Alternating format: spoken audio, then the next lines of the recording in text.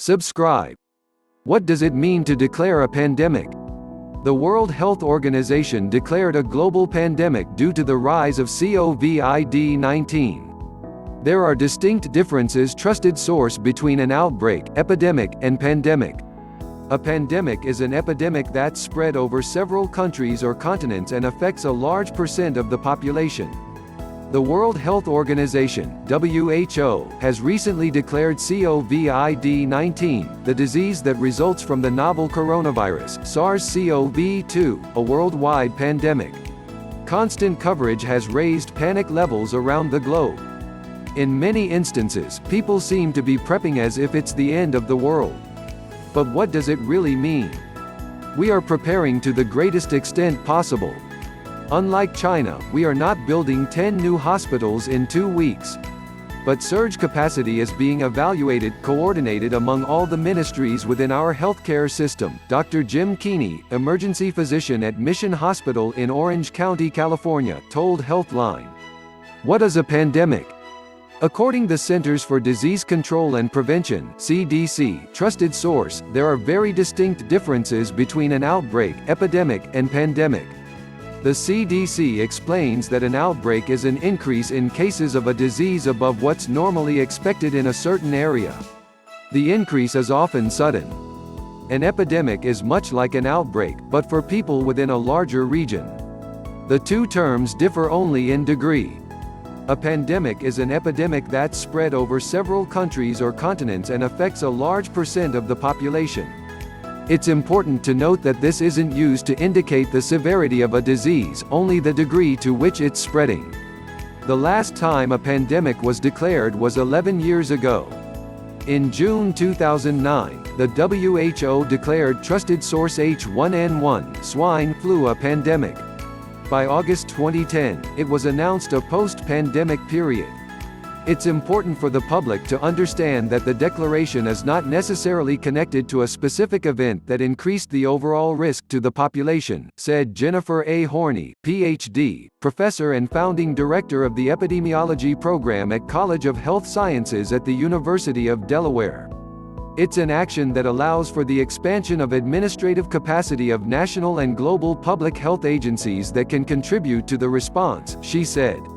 Officials pressure President to declare national emergency as the number of confirmed COVID-19 cases has increased in the United States. President Donald Trump insisted there was no immediate need to declare a national emergency. I don't think you'll need that, because I really think we're in extremely good shape. We're prepared for anything. And we can always do that at a later date if we need it, said Trump, according to VOA News. However, Senator Jack Reed of Rhode Island, a senior member of the Appropriations Committee, says now is the time to do so. President Trump should act immediately to approve any state's request for a disaster declaration in order to unlock additional federal aid and resources for states. We need to apply every tool available to help states that have been hit hardest by the outbreak so we can help contain the spread, Reed said in a statement.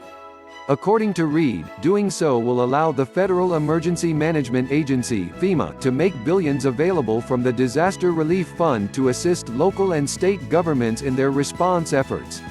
It would also allow FEMA to deploy personnel to assist states with their response to COVID-19.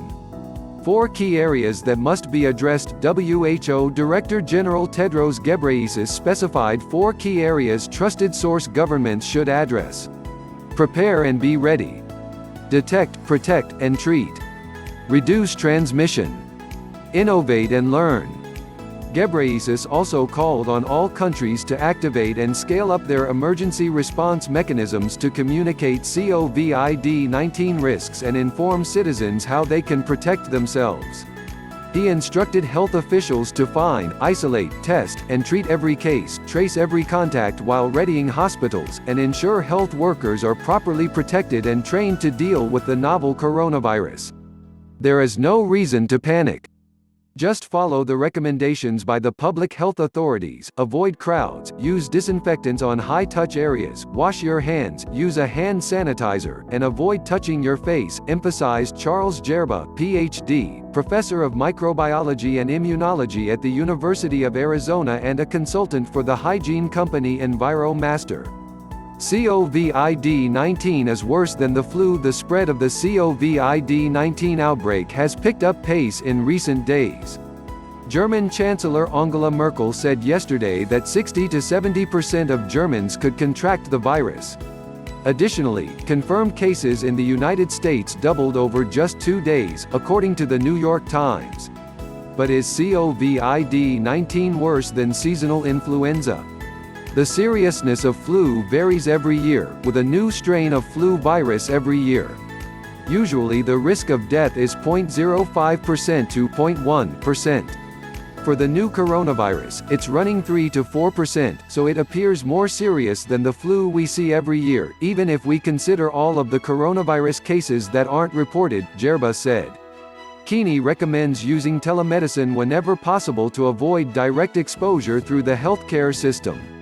He also cautions to only visit the emergency room for severe symptoms, not just for testing. Those over age 60 and those with existing health conditions, including cardiovascular and respiratory diseases, are most at risk from complications and death from infection with COVID-19, Horney said.